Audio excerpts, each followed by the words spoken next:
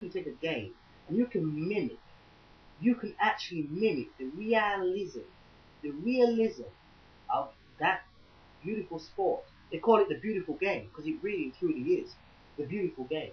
If you can mimic that in a game, you're bound to have like people all over the world at your feet.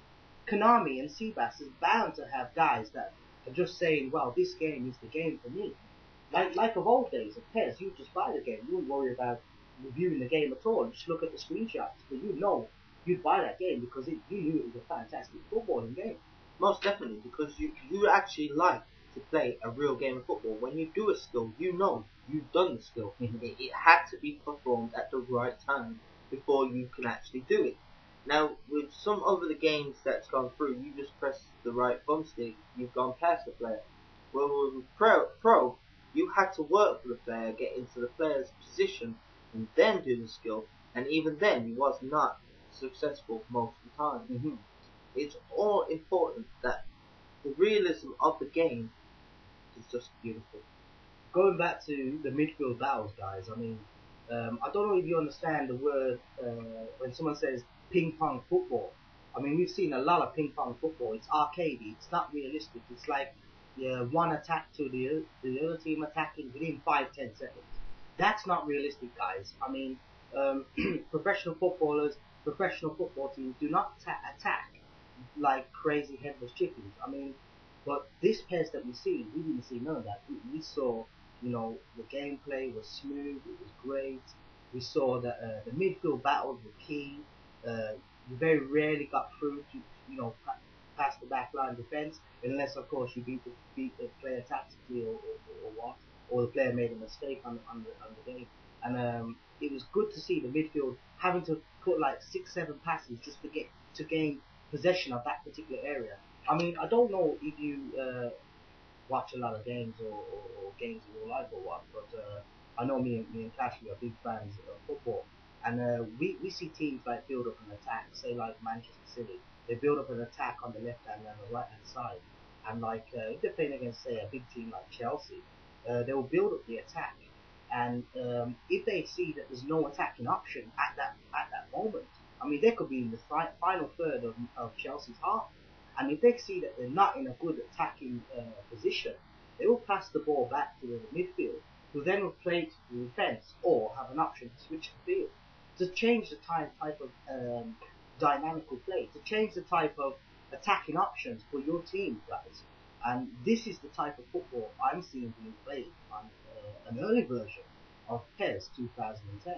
I mean, the midfield is basically passing like 10, 12 passes easy in the midfield to try and really gain that midfield domination. And it's great to see, guys. I mean, it's great to see like you passing the ball from midfield and losing the ball, because it does happen, guys. It does happen. I mean, too many games have we seen that you pass the ball to the wing and you take advantage that you know that pass is going to go through. I mean, in real life football, you just don't know if that pass is going to go through. You don't know if a guy is going to come and intercept that pass and then throw an attack on you.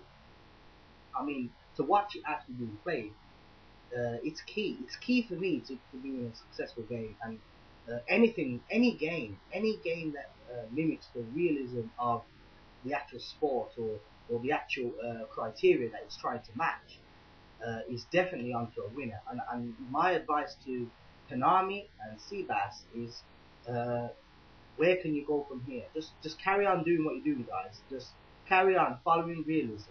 Because like we've searched the forums and we saw some ridiculous suggestions for PES, but we'll leave that for another time. But there are some good ideas and people really, giving their all. And Konami is listening, guys, so we would appreciate, if you put your ideas down, and hopefully Konami can just take it from step to step, and it will go from strength to strength from here, guys. I can assure you of that. Yeah, the most important thing to me in this game now is that the midfield is important again.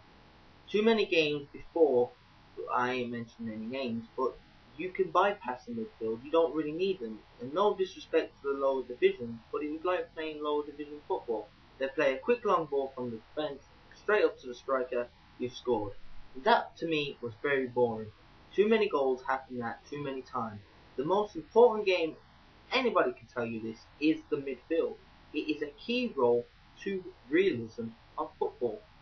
have to have that midfield. Absolutely, absolutely. How can you win games with one midfield? It's ridiculous. It's ridiculous. It is ridiculous, guys. I mean, to play one midfielder. I mean, I don't want to criticize anyone's competitors here, but to play one midfielder in a formation in the midfield and actually win, it's unrealistic. And guys, I've seen some unrealistic stuff on games before, but I can definitely tell you, PES fans, you are looking for a great treat. You are really getting what you guys really deserve. I mean, 4 years, was it 4 years now without a decent soccer game or football game, whichever way you want to call it?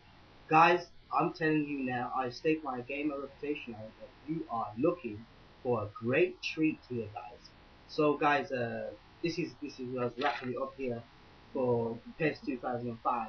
No, sorry, PES 2010. You got me thinking about 2005 because the game. We're just all so excited. It's been that long since I've actually played a game that's actually that good. So yeah, we're gonna wrap it up here now for gameplay. But be sure to check out on our other videos that we're gonna have coming up, talking about presentation and graphics, which of course my colleague here, Bloodcast, will be doing most of the talking as we went to the interviews and stuff. So yeah, we'll see you again, guys. Ciao. See you later.